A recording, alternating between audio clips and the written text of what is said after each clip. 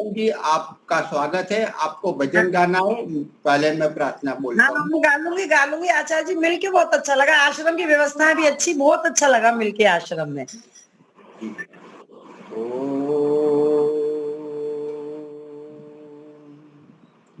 सहना भवतु सहनौ भुनक्तु सह वीर्यं करवावहै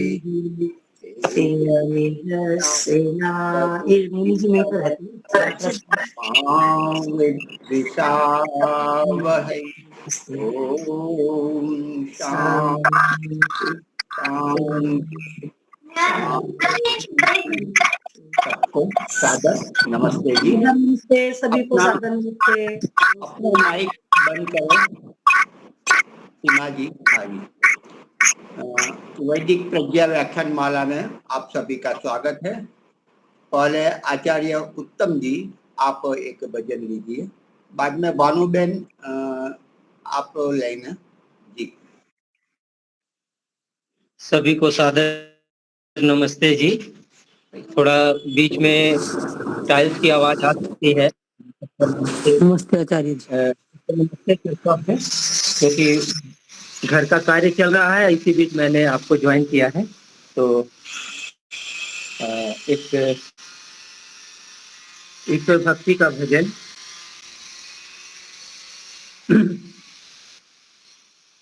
आइए। जीवन सुधारना किया, सुधार क्या किया, ईश्वर से प्यार ना किया तो प्यार क्या किया। जीवन सुधारना किया, सुधार क्या किया,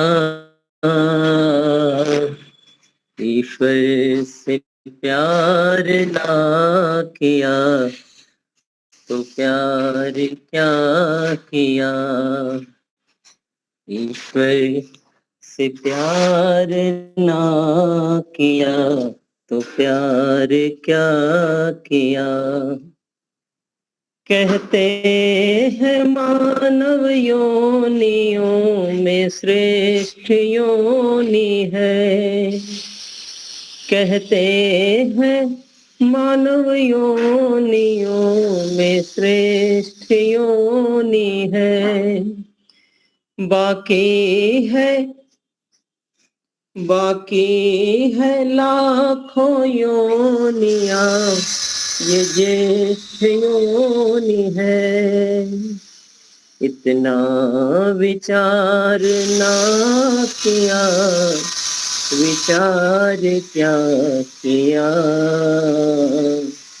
ईश्वर से प्यार ना किया तो प्यार क्या किया। जीवन सुधारना किया, सुधार क्या किया, ईश्वर से प्यार ना किया तो प्यार क्या किया। कहते हैं जब कि मोक्ष का न द्वार और है, कहते हैं जब कि मोक्ष का न द्वार और है, उसका भजन आधार ना आधार और है, उसका आधार ना लिया आधार क्या लिया। ईश्वर से प्यार ना किया तो प्यार क्या किया। जीवन सुधारना किया, सुधार क्या किया, ईश्वर से प्यार ना किया तो प्यार क्या किया। विषयों के मोह जाल को यत्नों से तोड़ दो। विषयों के मोह जाल को यत्नों से तोड़ दो। संबंध जिंदगी का उस प्रीतम से जोड़ दो। सच्चा व्यापार ना किया व्यापार क्या किया। ईश्वर से प्यार ना किया तो प्यार क्या किया। जीवन सुधारना किया सुधार क्या किया। ईश्वर से प्यार ना किया तो प्यार क्या किया। ईश्वर से प्यार ना किया तो प्यार क्या किया। ईश्वर से प्यार ना किया तो प्यार क्या किया। सबका बहुत बहुत धन्यवाद। ओम सबको सादर नमस्ते। आपका भी धन्यवाद उत्तम जी। सुंदर भजन था और मधुर राग में लय अच्छी तरह से हमें बड़े अच्छी तरह से आनंद में ले गए, शांति में ले गए। बहुत बहुत धन्यवाद। धन्यवाद। हाँ, बानूबेन जी अहमदाबाद से आप लीजिए भजन।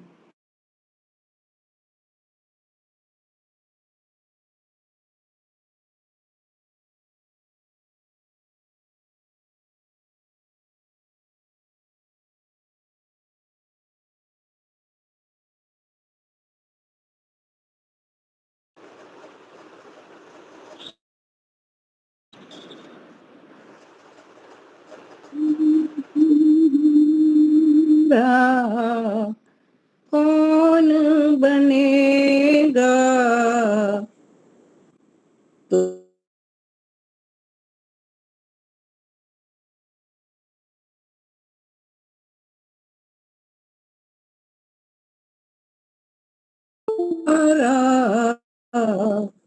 कौन बनेगा तुम ना सुनोगे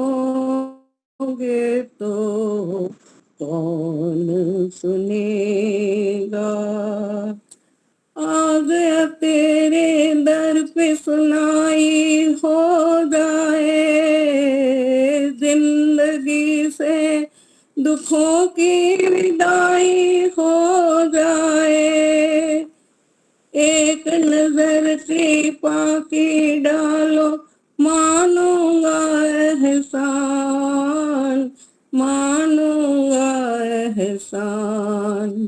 संकट हमारा कैसे टलेगा तुम ना सुनोगे तो कौन सुनेगा।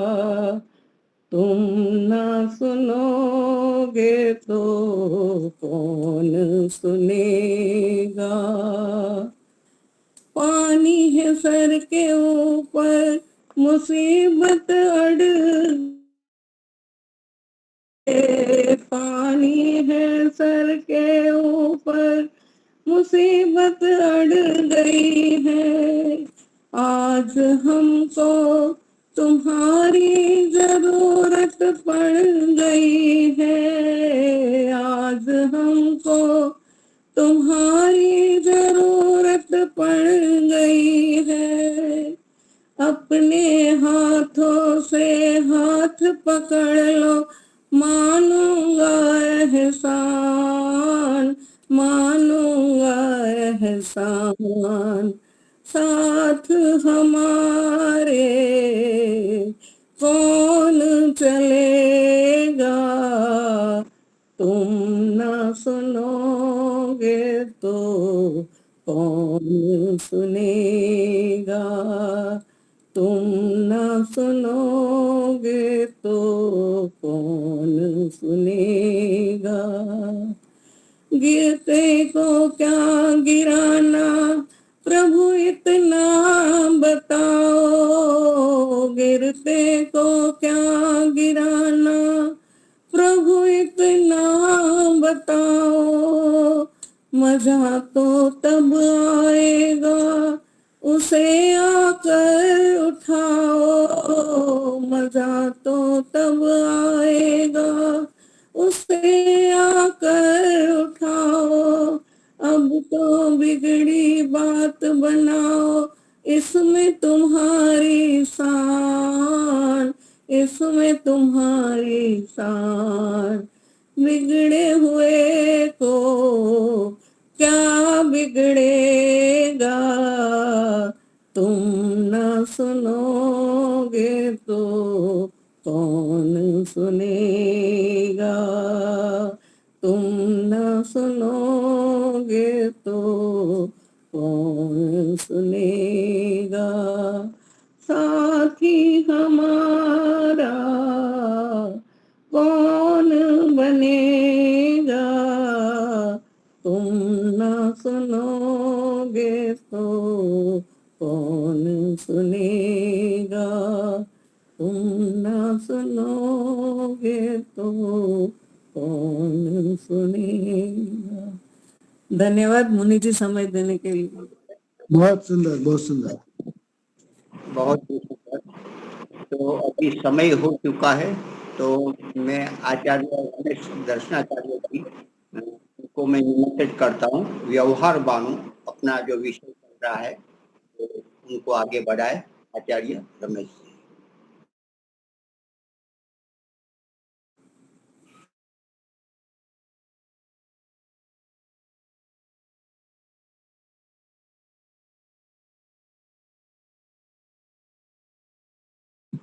हाँ, आचार्य जी को मैं निमंत्रित करता हूँ।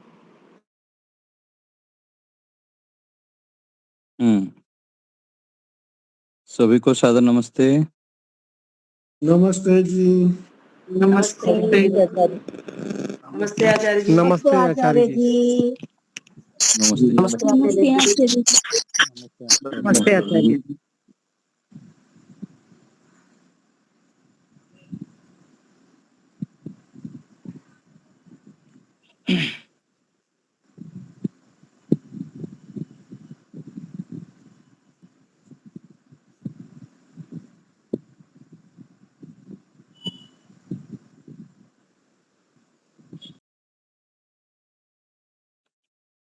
नमस्ते आचार्य जी।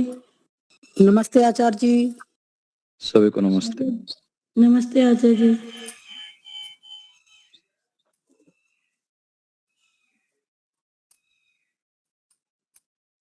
कहाँ तक पहुंचे थे हम इसमें? माइक म्यूट करिए सब।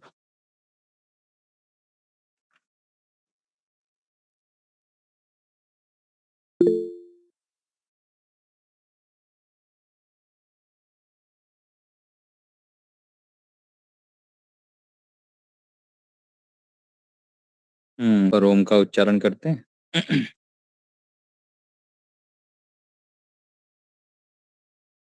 ओम।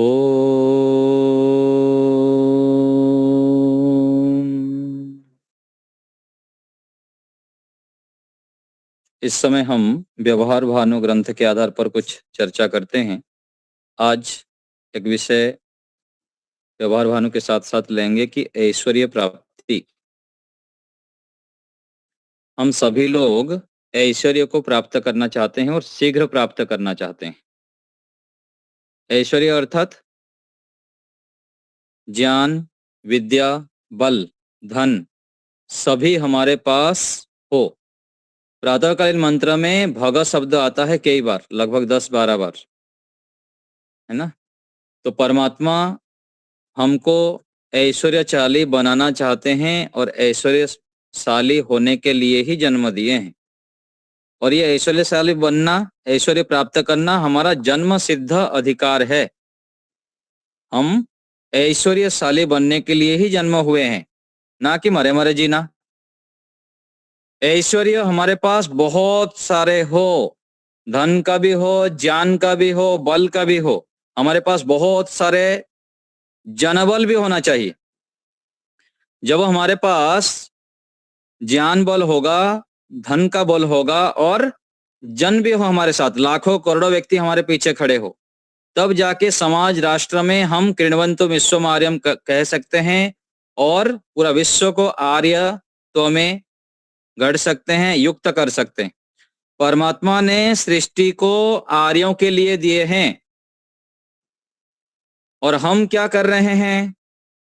अपने ऊपर मूल्यांकन करें, हम कहाँ खड़े हैं। ऐश्वर्य प्राप्ति के लिए पहले हमको संकल्प लेना पड़ेगा कि मुझे कुछ करके दिखाना है, सामान्य बन के नहीं जीना है, मुझे बड़ा मुझको करके दिखाना है अपने जीवन में, बहुत बड़ा। व्यक्तिगत जीवन में भी बहुत उत्कर्ष हो, हम जितेंद्रिय बनने, ऊर्ध्वरेता बनने, अखंड ब्रह्मचर्य का पालन करें, जितेंद्रिय होते हुए ऐश्वर्य से युक्त हो जाएं। और सामाजिक क्षेत्र में भी हमारे पास अनेक ऐश्वर्य से मुझे युक्त होना है, यह संकल्प लेना प्रथम जरूरी है। व्यक्ति पहले संकल्प नहीं लेता है, सोच नहीं पाता है, सोच को बड़ा नहीं कर पाता है, सामान्य होते हुए जीता रहता है और सामान्य होके मर जाता है।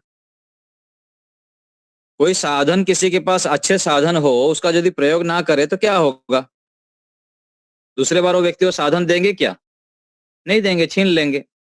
जैसे पिताजी है, बच्चे को कोई साधन दिए, मोबाइल दिए, कोई गाड़ी दिए, उसका यदि वो ठीक ठाक प्रयोग नहीं किए तो उसका क्या करेंगे? छीन के ले लेंगे। ऐसे ही परमात्मा ने हमको ये मन, बुद्धि, इंद्रियां, शरीर करोड़ों अरबों रुपए का है, ये अमूल्य है, अद्भुत साधन है। जैसे हम चाहेंगे वो मिल जाएगा, जो हम चाहेंगे वो प्राप्त कर सकते हैं, इतना अद्भुत गजब दिए।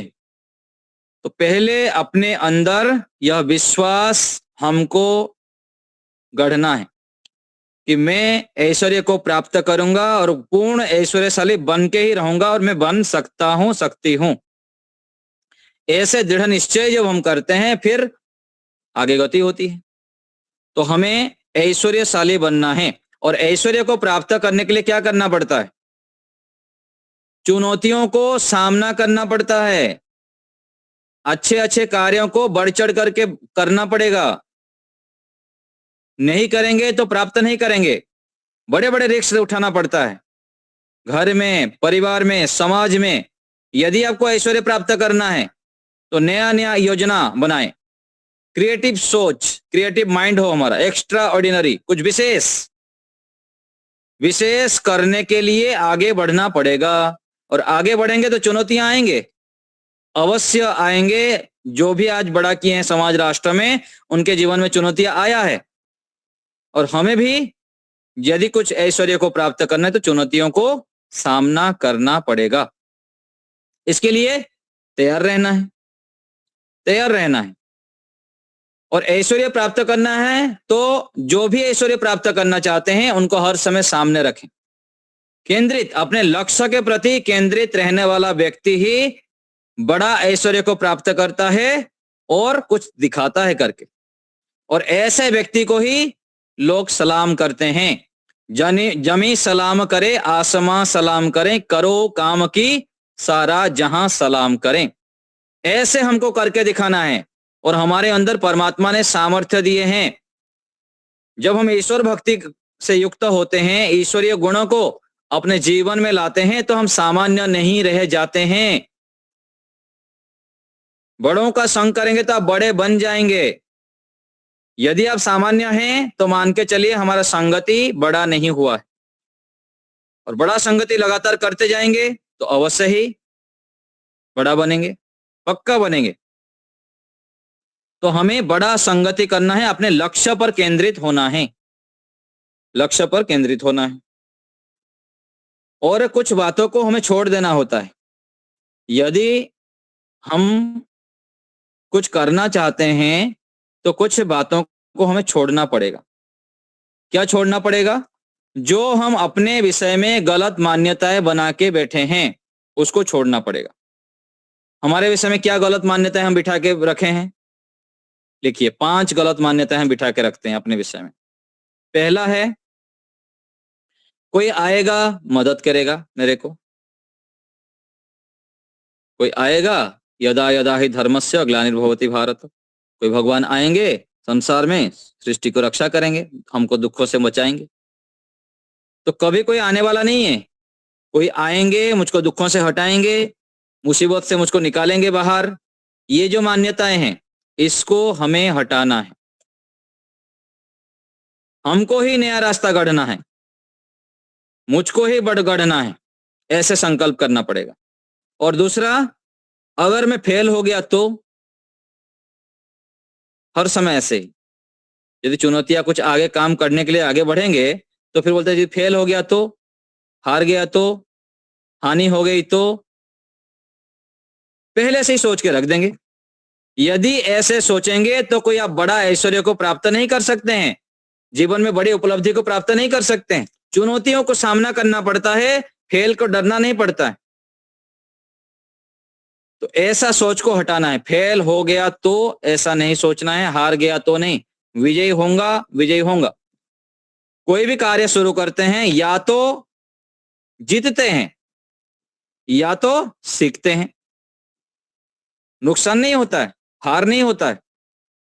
कोई भी कार्य शुरू करेंगे या तो जीत जाएंगे, उसमें सफल हो जाएंगे, या तो सीखेंगे। हमको सीखना पड़ता है, जीतना या सीखना, ऐसे मान के हमको चलना पड़ता है। और तीसरा, मुझसे नहीं हो पाएगा। व्यक्ति कार्य को ना करके पहले ही सोच लेते मेरे से होने वाला हो नहीं, दूसरा कोई करेगा, ये तो मेरे से होने वाला है नहीं, मेरा इतना सामर्थ्य है ही नहीं, मैं कैसे कर सकता हूं। क्या सामर्थ्य हमारा हमको क्या पता है? परमात्मा ने प्रत्येक आत्मा के अंदर विशेष ज्ञान, बल, आनंद सब कुछ दे के भेजे हैं। हमारे अंदर नहीं है, हम कैसे अपना आकलन अपने आप कर लेते हैं? हम मिथ्या कल्पना ही करते हैं। तो मेरे अंदर सामर्थ्य नहीं है ऐसे नहीं कहना चाहिए, मुझसे नहीं हो पाएगा ऐसे नहीं कहना। चौथा है, आज तक सफल नहीं हुआ, अब कैसे हो जाऊंगा? बहुत करके देख लिया मैं, आज तक तो हुआ ही नहीं, बोल के व्यक्ति चुपचाप बैठ जाता है। कभी भी हार नहीं मानना है। जितने बार भी गिरेंगे फिर उठना है, फिर चलना है, फिर उठना है, फिर चलना है। कितने भी हम इंद्रियों के दासत्व में आ जाए, फिर से उठ के दौड़ दौड़ के फिर चलना है। किसी भी हो, शारीरिक स्तर पर हो, मानसिक स्तर पर हो, कोई भी स्तर हो, हमें फिर से उठना है, दौड़ लगाना है। कभी भी बिल्कुल भी हार नहीं मारना है। हम विजयी बनेंगे बनेंगे बनेंगे। परमात्मा ने हमको विजय देने के लिए हर समय हमारे साथ खड़े हैं। भरोसा कर तो ईश्वर पर, तुझे धोखा नहीं होगा। परमात्मा की ओर भरोसा करें, अपने ऊपर भरोसा करें। पूरा दुनिया के ऊपर भरोसा टूट जाए, किसी के ऊपर भरोसा ना करें, लेकिन अपने ऊपर तो भरोसा करें। पूरा दुनिया साथ छोड़ दे, लेकिन व्यक्ति यदि अपने ऊपर भरोसा है, मैं करके दिखाऊंगी, दिखाऊंगा, तब विजयी अवश्य ही होंगे।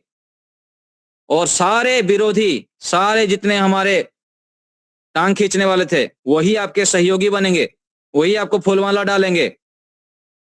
आज जो आपको ब्लॉक कर दे रहा है, कल वो आपको सर्च करेगा, आपको ढूंढेगा। ऐसे हमारे अंदर सामर्थ्य, जज्बा होनी चाहिए। इतना हमको पुरुषार्थ करके अपने अंदर सामर्थ्य को अर्जन करना है और अपने कर्मों से दिखाना है। बोलना नहीं है वाणी से, बोलना नहीं मैं तुमको दिखा दूंगा, ऐसे बोलते हैं ना, तो दिखा दूंगा तुमको। दिखाना नहीं है, किसी को दिखाने की जरूरत नहीं। अपने कर्म ऐसे करो कि अपने आप सारे लोग आपके पीछे पीछे दौड़ने लग जाएंगे। तो अपने सामर्थ्य को कभी भी कम करके आंकना नहीं चाहिए। और पांचवा, व्यक्ति शारीरिक लिमिटेशन बांध लेता है, मेरे शरीर से तो होगा नहीं, मैं तो पूरा कमजोर हूं, मेरे अंदर इतना सामर्थ्य कहां से है, ऐसे सोच लेते हैं। तो अपने जो लिमिट हम बना रखे हैं, घबरा जाते हैं, हार मान जाते हैं, उसको हटाना है।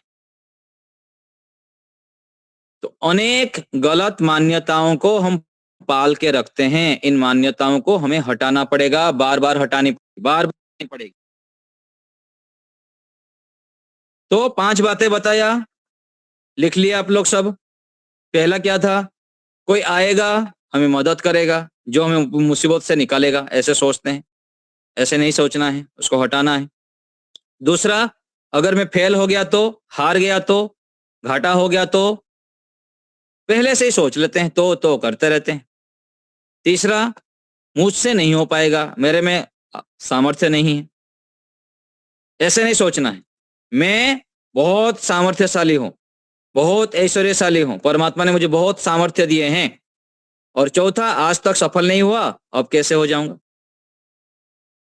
80 साल होने के बाद भी हार नहीं मानना है, बार बार प्रयास करने पर भी हार बिल्कुल भी नहीं मानना है, हर समय आगे बढ़ते जाना है, बिल्कुल घबराना नहीं। और 5वां है शारीरिक लिमिटेशन। कभी भी कितना भी जराजीर्ण हो गया हो, अपंग हो गए हो हम, शरीर से अपंग हो सकते हैं लेकिन मन से तो अपंग नहीं होना चाहिए ना। मन में यदि हौसला है तो शरीर पूरा कट जाए फिर भी हम खड़े होकर दौड़ सकते हैं। मन से कमजोर नहीं बनना है। और मन से कैसे हम मजबूत बनेंगे? मन से मजबूत वो बनता है जो छोटे छोटे सुखों के पीछे भागता नहीं है। छोटा सा चाय छोड़ नहीं पाते हैं, देखिए चाय के गुलाम बन के बैठे हैं हम, और रात को लेट तक जागने के गुलाम बैठे हैं, सुबह लेट तक सोने के गुलाम बैठे हैं। ऐसे ही कई सारे छोटे छोटे आदत है। आश्चर्य लगता है, इतना हम आगे बढ़ चुके हैं, इतना कुछ बड़ा लक्ष्य प्राप्त करना चाहते हैं, फिर हम ऐसे छोटे छोटे गुलामों के आधार पर रहते हैं, गुस्सा क्रोध करते रहते हैं, निंदा करते रहते हैं, अनावश्यक बातें करते रहते हैं। ये सब क्या है?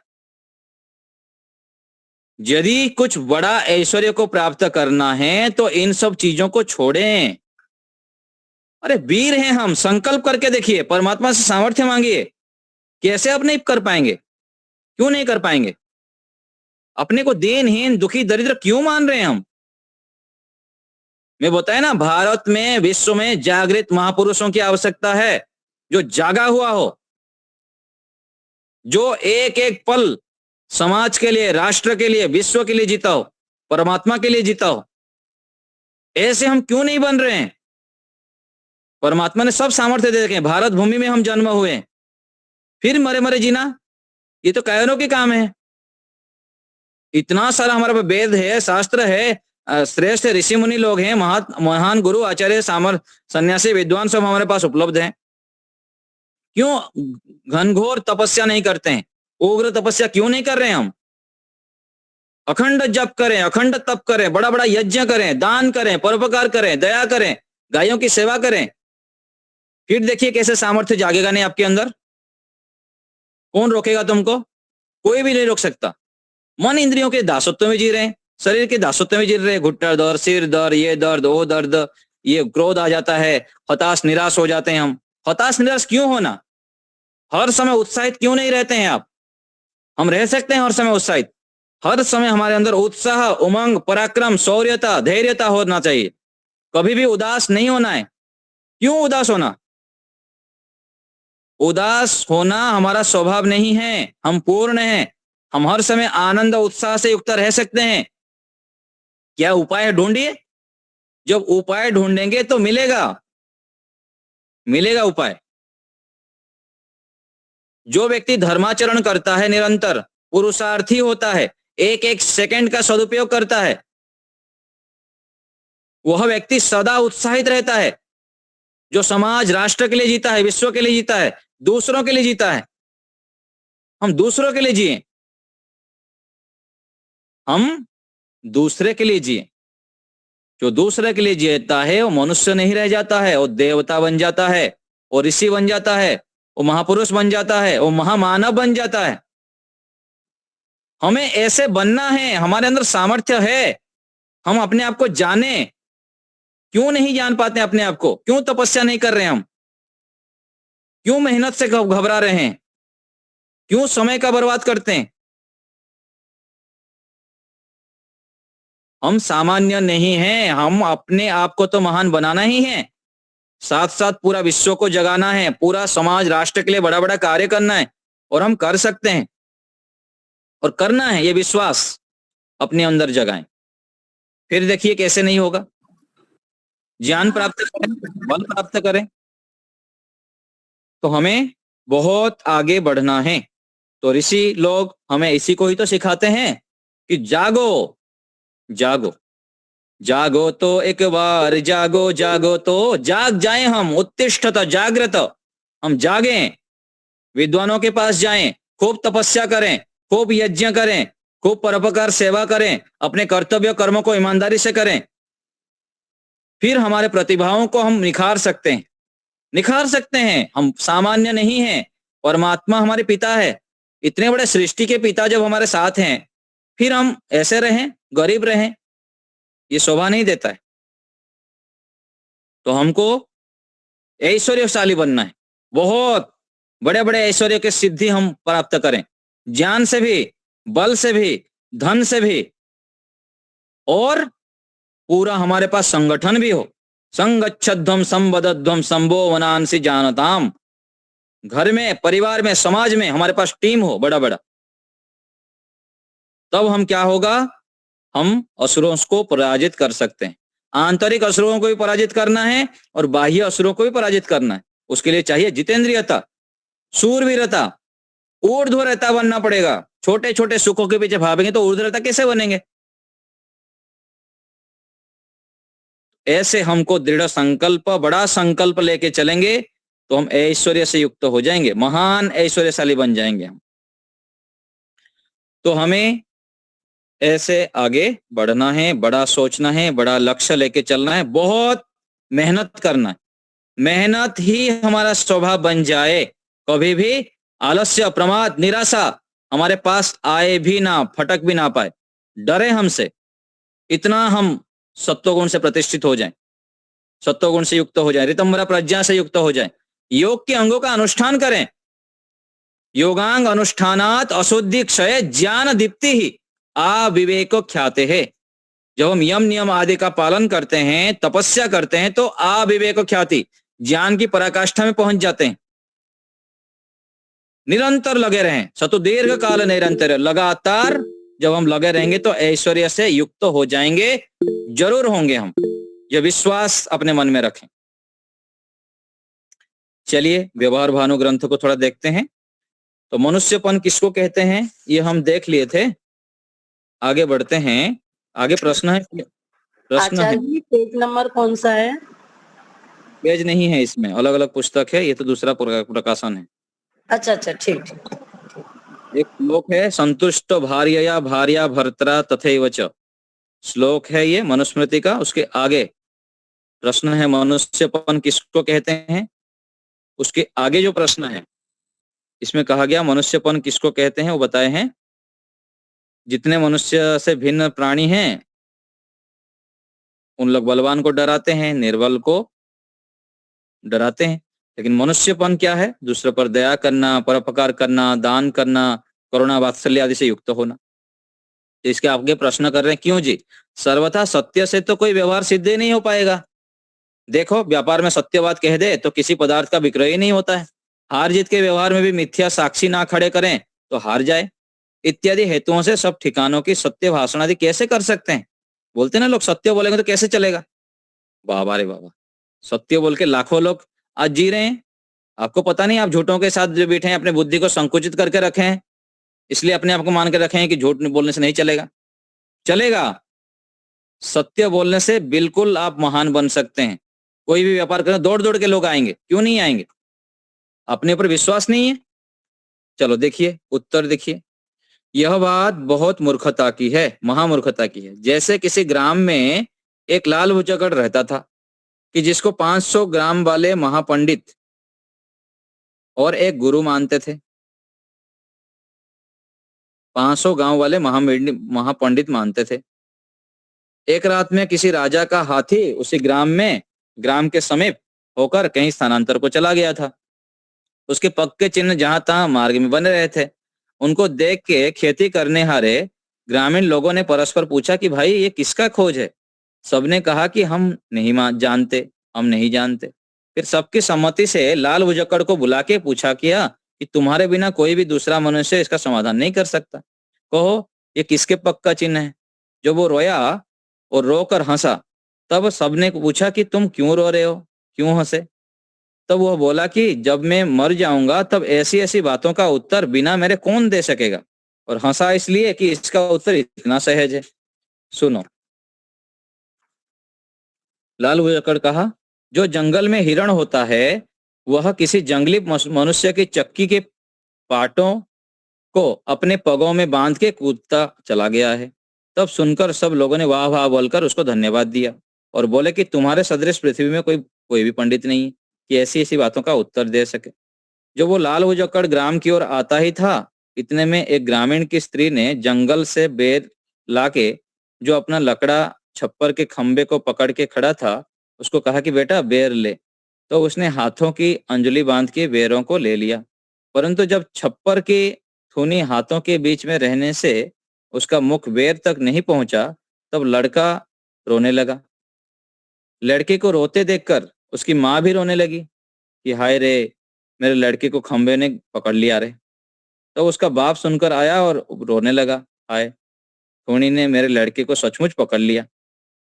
तब उसको सुन के अड़ोसी पड़ोसी भी रोने लगे, हाय रे दया, इसके लड़के के खंबे ने कैसे पकड़ लिया।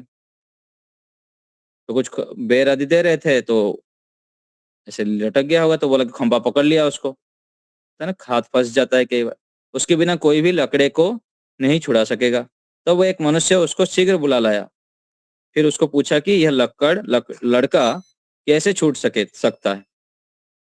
तब वह वैसे ही हंस और रो के सोमुख से अपनी बड़ाई करके बोला कि सुनो लोगों, दो प्रकार से यह लड़का छूट सकता है। एक तो यह है, कुहाड़ा लाके लड़के के हाथ काट डालो, अभी छूट जाएगा। दूसरा उपाय यह है, प्रथम छप्पर को उठा के नीचे धरो, फिर लड़के को थूनी के ऊपर से उतार ले आओ। तब लड़के का बाप बोला कि हम दरिद्र मनुष्य है, हमारा छप्पर टूट जाएगा, तो फिर छावना कठिन है। तब लाल भुजक्कड़ बोला कि लाओ कुहाड़ा, फिर क्या देख रहे हो। कुहाड़ा लाके जब तक हाथ काटने को तैयार हुए, तब दूसरे ग्राम से कुछ बुद्धिमती स्त्री भी हल्ला सुनकर वहां पहुंचकर देख के बोली कि इसका हाथ मत काटो, देखो मैं इस लड़के को छुड़ा देती हूँ। तो वो खंबे के पास जाके लड़के की अंजलि के नीचे अपनी अंजलि करके बोली कि बेटा मेरे हाथ में बेर छोड़ दे। जब वह बेर छोड़ के अलग हो गया, फिर उसको बेर दे दिए, खाने लगा। तब तो बहुत क्रोध होकर लाल भुजक्कड़ बोला कि यह लड़का 6 महीने के बीच मर जाएगा, क्योंकि जैसा मैंने कहा था वैसा ही करते तो ना मरता। तब तो उसके माँ बाप घबरा के बोले कि अब क्या करना चाहिए। तो उस स्त्री ने समझाया कि यह बात झूठ है, और हाथ के काटने से तो अभी यह मर जाता, तुम क्या करते। मरण से बचने का कोई औषध नहीं। तो उनका घबराहट छूट गया। तो ऐसे ऐसे सब होते हैं, मूर्ख होते हैं और उसको बड़ा मान के लोग उसी प्रकार से चलते हैं।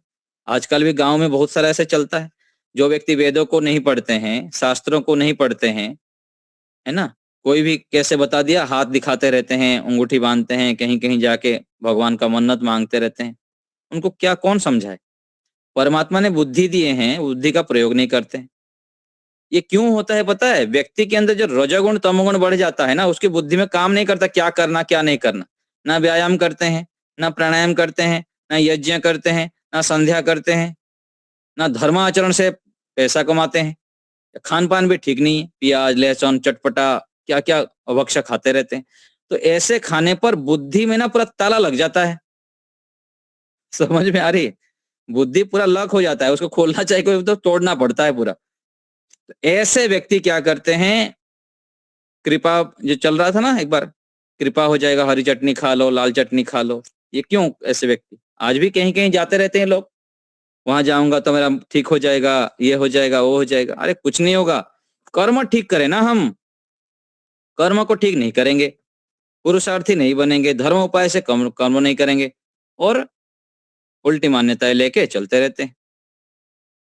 तो कह रहे हैं कि वैसे जो मनुष्य महामूर्ख हैं वे ऐसा ही समझते हैं कि सत्य से व्यवहार का नाश होता है, झूठ से ही व्यवहार की सिद्धि होती है। इसको बहुत गहराई से समझिए। ये बिल्कुल भी नहीं है। हम जब ना जितेंद्रिय बन जाएंगे, ईश्वर भक्त बन जाएंगे, ईश्वर की आज्ञा के अनुसार चलने लग जाएंगे, तो स्वतः हमारे अंदर से मिथ्या व्यवहार दूर चला जाएगा। हम बहुत छोटा बच्चा बन जाएंगे, सरल बन जाएंगे, पवित्र बन जाएंगे। निरंतर हम अच्छे कार्य करें, धर्म आचरण करें, तो सत्य बोलना हमारा स्वभाव बन जाएगा। जब तक हम सत्य आचरण नहीं करेंगे तब तक कैसे ईश्वर की ओर बढ़ेंगे? कैसे हम समाधि की बात करेंगे, अपने क्लेशों को दग्धबीज करेंगे? कैसे करेंगे? नहीं कर सकते। और सत्य आचरण करने के लिए पहले दृढ़ बनना पड़ेगा, मजबूत बनना पड़ेगा कि मैं सत्य आचरण करूंगा। और सत्य आचरण करके महान ऋषि मुनि लोग, लाखों करोड़ों ऋषि हुए हैं। ऋषि दयानंद जी को देखिए, क्या बोले कि राजा महाराज जी, आपके राज्य से तो मैं एक दौड़ लगा के चला जाऊंगा, लेकिन भगवान के राज्य से कहां जाऊंगा मैं? यदि यह विश्वास हमारे मन में आ जाए ना, तो देखिए कितना हम ऐश्वर्यशाली बन जाएंगे, कितना जल्दी जल्दी महानता के शिखर पर पहुंच जाएंगे।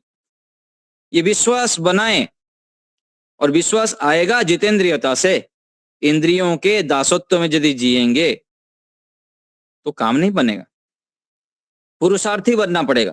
पुरुषार्थ से हमारे अंदर सब दिव्य गुण आ जाते हैं, और जब दिव्य गुण आते हैं हम ईश्वरीय आज्ञाओं को जानते हैं। ईश्वर की आज्ञा क्या है? सत्यम वदेत धर्मम चलेत, सत्य बोले, धर्म में चलिए।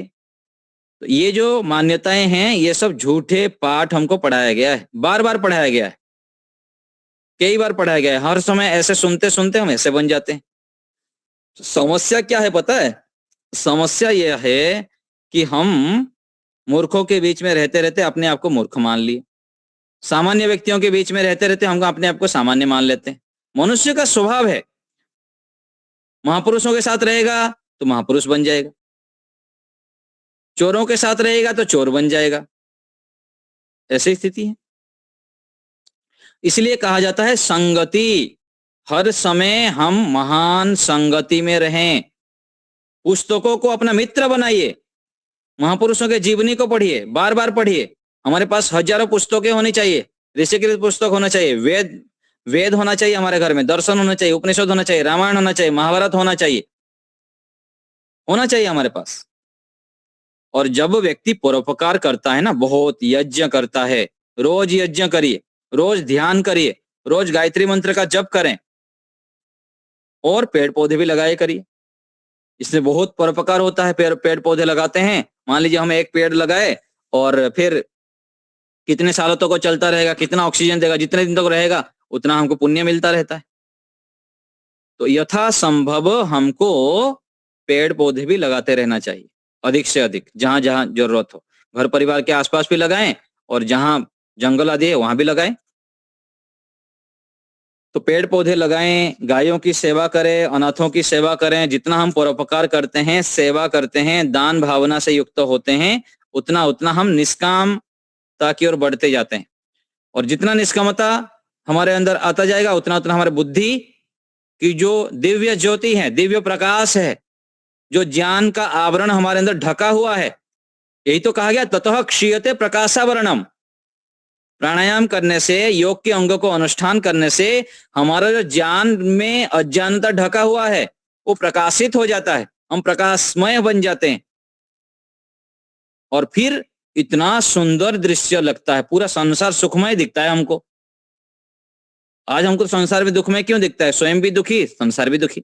चश्मा हम ऐसे पहन के रखें, स्वयं भी दुखी अपने आप को मान के रखें, और संसार भी दुखी दुख दिखाई देता है, जहां देखो दुख दुख दुख।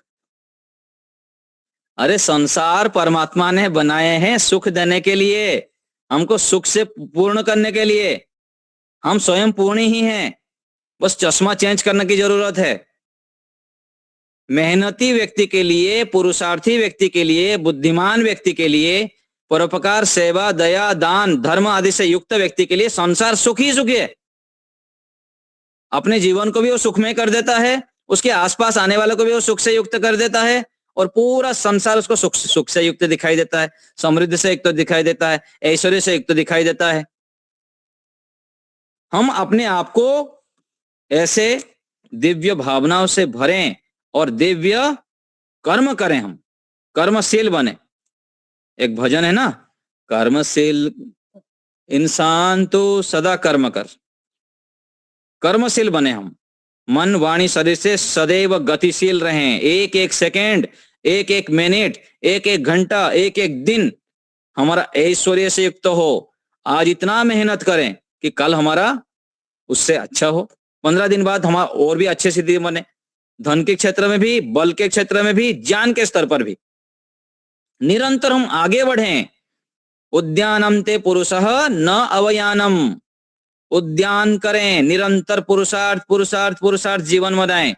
एक एक सेकंड का सदुपयोग करें, अनावश्यक कार्यों में, अनावश्यक बातों में, अनावश्यक सोच में अपने समय को बर्बाद ना करें।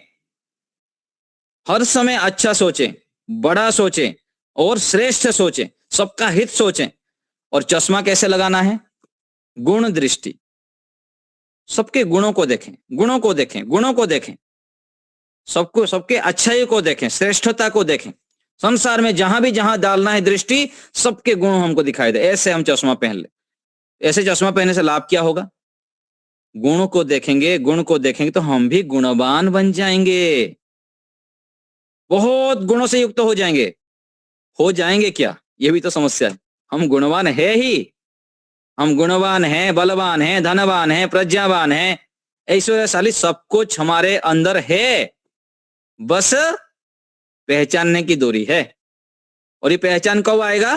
जब हम पुरुषार्थी बनेंगे, मेहनती बनेंगे, पवित्र बनेंगे, संगति हमारी अच्छी हो जाएगी। देखिए कहां, बाहर से थोड़ी आता है ज्ञान, कहां से आ, बाहर से थोड़ी ऐसे घुस जाता है हमारे अंदर। कुछ नहीं है, सब हमारे अंदर है, हम पूर्ण हैं, बस उसको जानना है। बहुत ऐश्वर्यशाली है और हमको बड़े बड़े ऐश्वर्य को स्थापित करना है। तो व्यक्ति सत्य व्यवहार से व्यवहार नहीं चलेगा, जीवन जी नहीं सकते, ऐसे सोचता है, ये ठीक नहीं है। परंतु जब किसी का कोई एक व्यवहार में झूठा समझ ले तो उसकी प्रतिष्ठा, प्रतीति, विश्वास सब नष्ट हो जाता है, उसके सब व्यवहार नष्ट हो जाते हैं। और जब सब व्यवहार से झूठ को पकड़ लेता है, सब व्यवहारों में झूठ को छोड़कर सत्य ही करता है, उनको लाभ ही लाभ होते हैं, हानि कभी भी नहीं होता। करके तो देखिए, क्योंकि सत्य व्यवहार करने का नाम धर्म है और विपरीत का अधर्म है। क्या धर्म का सुख के लाभ रूपी और अधर्म का दुख रूपी फल नहीं होता? देखिए प्रमाण दिया गया, इदम अहम अनृतात् सत्यम उपेमि, यजुर्वेद में कहा गया, सत्यम एव जयति नानृतम सत्येन पंथा विदितुम येन अक्रमन्ते ऋषयो हि आप्तकामा हि अत्र तत् सत्यस्य परमं निधानम नहि सत्यात् परो धर्मो न अनृतात् पातकम परम। देखिए कैसे कैसे वेद मंत्र है, इसके क्या झूठा करेंगे हम अपने उल्टे बुद्धि लगाकर और छोटे बुद्धि लगाकर? ये ऋषियों ने सत्यवाणी कह रखे हैं कि सत्य का ही विजय होता है। देखिए मनुष्य में मनुष्यपन यही है कि सर्वथा झूठ व्यवहारों को छोड़ दें और सत्य व्यवहारों का ही ग्रहण करें। फिर देखिए कैसे आत्मबल आता है, व्यक्ति शेर बन जाता है, शेर बन जाएंगे। आनंद, उत्साह, निर्भयता, पराक्रम, वीरता सत्य आचरण से आता है, न्याय आचरण से आता है, पवित्र आचरण से आता है। मन ही वचन कर्म से जो पवित्र है, सत्य आचरण करता है, वही शेर बनता है, वीर बनता है, समाज राष्ट्र के लिए कुछ विशेष करता है, बड़े बड़े ऐश्वर्यों की स्थापना कर देता है। तो हमें ऐसे बनना है, क्योंकि सर्वदा सत्य का ही विजय और झूठ का पराजय होता है। इसलिए जिस सत्य से चल के धार्मिक ऋषि लोग, जहां सत्य की निधि परमात्मा है, उसको प्राप्त होकर आनंदित हुए थे और अब भी होते हैं, उसका सेवन मनुष्य लोग क्यों ना करें? करना है हमको। यह निश्चित है कि ना सत्य से परे कोई धर्म है, ना असत्य से कोई अधर्म है। सबसे बड़ा धर्म क्या है? सत्य आचरण करना। सबसे बड़ा तप सत्य है, सत्य आचरण हम करें, असत्य को छोड़ दें। बड़ा पाप है, महान पाप है, हिम्मत करें सत्य बोलने का। देखिए कैसे आप विश्व विजयी बन जाएंगे। इससे धन्य मनुष्य वह हैं जो सब व्यवहारों को सत्य ही से करते हैं और झूठ से युक्त कर्म किंचित मात्र भी नहीं करते हैं। तो ये सब उदाहरण दे दिए, आगे फिर लंबा चौड़ा ये बताएंगे कहानी। तो हमको सत्य व्यवहार ही करना है और बहुत आगे बढ़ना है। अपने आप को सामान्य ना माने और बड़ा बड़ा लक्ष्य बनाएं और लक्ष्य बनाते हुए उस लक्ष्य के ऊपर ही दृष्टि डालें और अपने ऊपर विश्वास करें। अपने आत्मविश्वास को कभी भी कम होने ना दें। आत्मविश्वास आता है धर्म आचरण से, न्याय आचरण से, पुरुषार्थ में जीवन बनाने से। रात को जल्दी सो जाएं, सुबह जल्दी उठें, खूब व्यायाम करें, खूब प्राणायाम करें, खूब जप करें, दिनचर्या व्यवस्थित रखें, खान पान में ध्यान रखें, सत्व गुण युक्त खाना खाएं, पौष्टिक खाना खाएं और हर समय जब भी समय मिलता है गुरु, आचार्य, ऋषि, महान लोगों के संग में रहें, महान लोगों के संग रहें। इन लोगों ने हमको जीवन जीने की कला सिखाते हैं, कैसे हम जीवन को पूर्ण आनंदमय जी सकते हैं, ये हमको सिखाते हैं। तो ऐसे करने पर हम शीघ्र ही महान बन सकते हैं। आप लोग को कुछ पूछना है, किसी को बोलना है तो बताइए।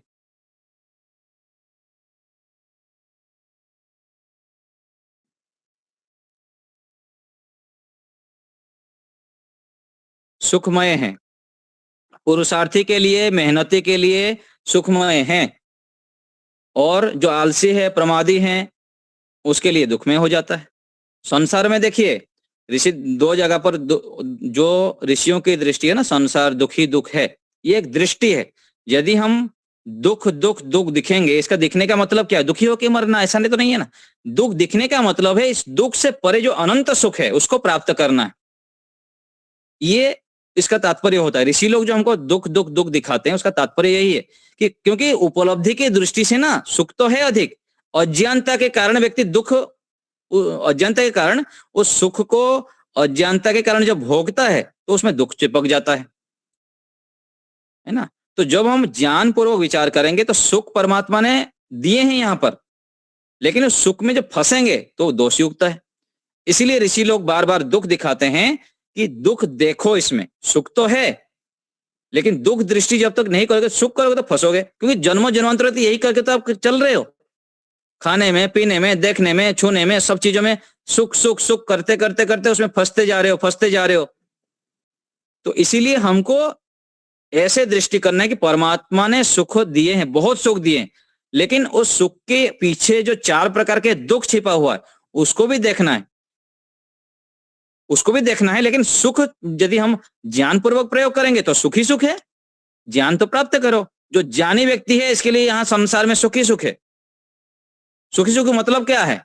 वो सुख सुख को चुन लेता है। दुख तो है, वो सुख सुख को चुन लेता है। जो ऋषि लोग हैं, विद्वान हैं, सन्यासी हैं, वैराग्य से युक्त हैं, उन लोग सुखी क्यों रहते हैं? क्योंकि वो ज्ञान का प्रयोग करते हैं। जो सुख युक्त है ना, जितना चाहिए उतना ले लेते हैं, दुख को छोड़ देते हैं। तो ऐसे हमको दोनों प्रकार से सोचना है, दोनों ही ठीक है।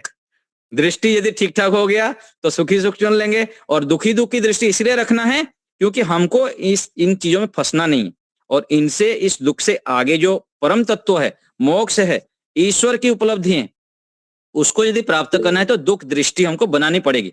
सुख के पीछे भी दुख है, इस दृष्टि को हमें बनानी है। ये हमको ऐसे समझना चाहिए। तिरुमल जी। नमस्ते आचार्य जी। आचार्य जी, ये तो हमारी दृष्टि ऐसी होनी चाहिए जैसा आपने अभी बताया जी। पर जब हम देखते हैं ना कि कोई गाय हो या कोई इंसान हो, कोई भी हो, अगर किसी वजह से वो तकलीफ में है तो तब तो हम लोगों को सुख नहीं लगता ना, दुखी हो जाते हैं, पर हम कुछ कर भी नहीं पाते हैं। दुखी होना अज्ञानता है। सेवा करनी और उनको दुखों से हटाना है, अलग बात है। दुखी स्वयं होना ये थोड़ी मूर्खता काम करनी है। अज्ञानता जब तक है तब तक दुखी होना, देखिए, करुणा की भाव होना, वात्सल्य की भाव होना, सेवा की भाव होना, उनको ट्रीटमेंट कराने की भाव होना, ये अलग चीज है। स्वयं दुखी हो जाना, दुखी होने से क्या लाभ होगा? जब हम ज्ञान से युक्त हो जाएंगे तो दुखी नहीं होंगे। लाखों व्यक्ति हमारे सामने मर भी जाएंगे, बम ब्लास्ट हो गया, मर भी गया, तो दुखी थोड़ी होना, रोना थोड़ी, चिल्लाना थोड़ी, हमारे हाथ में क्या है? हम तो नहीं किए हैं ना। हमको लगना है, सेवा करनी है, सब कुछ सहायता करनी है, लेकिन स्वयं जब अपने अंदर में शांत रहना है, और ये ज्ञान से होता है। ठीक है, जी जी आचार्य। और कोई बात? तो इस प्रकार से देखिए, ऋतंभरा प्रज्ञा जो कहा गया ना, ऋतंभरा प्रज्ञा बुद्धि में ऐसे ही होता है। जब हम सत्वों में प्रतिष्ठित हो जाते हैं ना, देखने की, सुनने की, खाने की, पीने की जो वास्तविकता है, कौन सा चीज को हमको ग्रहण करना है, कौन को छोड़ना है, कितना ग्रहण करना है, कब ग्रहण करना है, ये सब हमको निर्णित हो जाता है। ये सत्व में प्रतिष्ठित होने पर होता है। हम सभी लोग ऐसे ही कर सकते हैं, बस पुरुषार्थ करने की आवश्यकता है। विधि, सही विधि से चलें, सत्वगुण युक्त कार्य को करते चले, खाने में, पीने में, देखने में, सुनने में, सभी जगह पर सत्व को बढ़ाइए। सत्व को जो बढ़ाते हैं, हमारा इंद्रिय शुद्ध हो जाता है। बुद्धि की जो सामर्थ्य है ना, सत्व को प्रतिष्ठित होने का, जो ग्रहण मतलब निर्णय करने का, उसमें जो हम प्रतिष्ठित हो जाएंगे, तो फिर दुनिया देखिए खुशहाल हो जाता है। तो हमको ऐसे पुरुषार्थ करना है और बहुत अपने सामर्थ्य को जगाना है। हम सामान्य नहीं हैं, हम एक एक व्यक्ति को बहुत अच्छा बनना है, बहुत दिव्यता से युक्त होना है। क्योंकि हम यदि अच्छे बनेंगे, हम दिव्यता से युक्त होंगे, तो हमारे समाज को, हमारे राष्ट्र को हम सही दिशा में ले सकते हैं। और हम स्वयं अपना बिड़ा लें और खूब तपस्या करें, खूब मेहनत करें, अपने विचारों को, अपने लक्ष्यों को बहुत ऊंचा बनाएं, और अपने व्यक्तिगत जीवन में खूब तपस्या करें, खूब मेहनत करें, बहुत पवित्र बने। मन, वाणी, शरीर से हम पवित्र बन जाएंगे ना, देखिए कैसे हमारे अंदर वीरता आ जाता है। बस डटे रहिए, ठीक है? चलिए, सभी का धन्यवाद। बहुत बहुत सुंदर आपका वक्तव्य रहा। नमस्ते अभी लोग थोड़ा धैर्य पूर्वक रहिए, शांति पाठ होगा। आपका वक्तव्य का सार बहुत संक्षिप्त में बता देता हूँ। ठीक है। कि हमें यह मानव जन्म ऐश्वर्यवान होने के लिए मिला है। यह समस्त सृष्टि कार्यों के लिए है, श्रेष्ठ व्यक्तियों के लिए है। यदि हमें आगे बढ़ना है या संसार को जीतना है, तो संकल्प लेना होगा, दृढ़ निश्चय करना होगा। कुछ विशेष बनने के लिए आए हैं, सामान्य रहने के लिए नहीं आए। हम जितेंद्र बने, हम उद्धरिता बने, हम ऐश्वर्य युक्त बने, साधन का और समय का सदुपयोग करें। हमारे पास अद्भुत मूल्यवान साधन प्राप्त है, उनका अच्छी तरह से ईश्वरीय कार्य में लगाए। अपने अंदर विश्वास पैदा करें, दृढ़ निश्चय करें और चुनौती का सामना करें। हम हमारा माइंड क्रिएटिव बनाए, जीवन का लक्ष्य पर हम केंद्रित बने रहे। दुनिया हमको सलाम करे, ऐसा हमें काम करना है। ईश्वरीय गुणों का हम में निवेश करें। बड़ों की, ऋषि मुनि, संत महात्मा, श्रेष्ठ जनों की संगति करें। कुछ करना है तो कुछ छोड़ना पड़ेगा। तो 5 मान्यताएं हमें छोड़नी है। तो पहली है, कोई आएगा और हमारी मदद करेगा, ऐसा विचार, ऐसी मान्यता छोड़ देनी है। पराधीन नहीं रहना, नया रास्ता बनाना है, हमारे पीछे लोग चले, ऐसा हमें करना है। दूसरा है, असफल हुए तो क्या हुआ, क्या होगा हमारा, ऐसा मत सोचे। हम प्रयास करेंगे तो हम जीतेंगे, कभी हारेंगे नहीं, जीतेंगे या तो सीखेंगे, हार कभी होती नहीं। तीसरा है, मुझसे नहीं होगा, ऐसी सोच कभी ना बनाए। विशेष ज्ञान, विशेष बल, शक्ति हमें प्राप्त है, उसे हम जगाए, अपने सामर्थ्य को जाने, उसको जगाए। आज तक सफल वही हुआ जो परम पुरुषार्थ करता है, अखंड, प्रबल, प्रचंड पुरुषार्थ करता है। ऐसा काम करे, जो पहले ब्लॉक हमें करते थे वो हमारी सर्च करने वाले बन जाए, ऐसा हम काम करें। हम दूसरे को टीवी में देखे, उससे पहले टीवी में हम आए और दुनिया लाखों देखे, ऐसा हम ऐसे बनना चाहिए। बिल्कुल बन सकते हैं, बिल्कुल। लिमिटेशन अपनी न बनाए। बहुत सारी बताया, ऐसे 15 मिनट चली जाएगी, मैं आगे नहीं बोलूंगा। खूब धन्यवाद।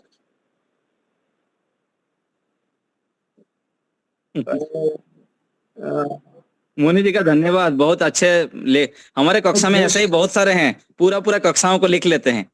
और सुदेश माता जी हैं, बहुत सारे व्यक्ति हैं हमारे कक्षा में, ऐसे ही मुनि जी की तरह लिख लेते हैं सारा पूरा। चलो तो समय कल मिल जाएगा तो लिख दूंगा।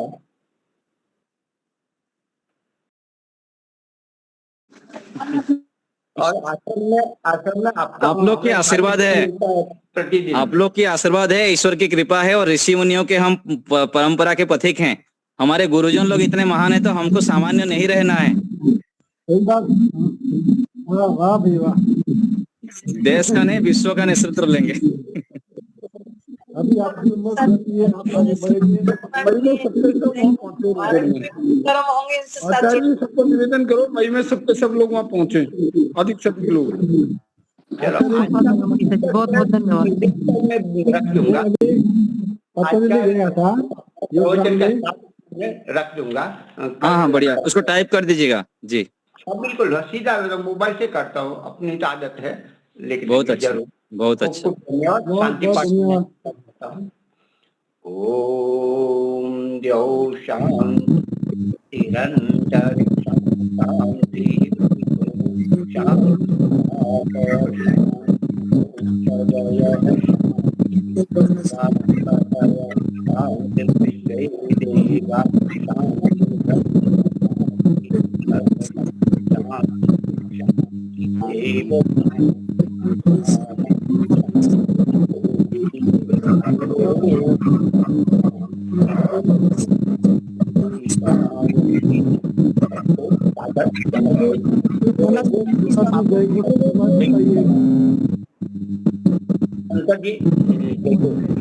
सभी का धन्यवाद। आचार्य जी सभी को सादर नमस्ते, सभी का बहुत बहुत धन्यवाद। आचार्य जी नमस्ते। नमस्ते।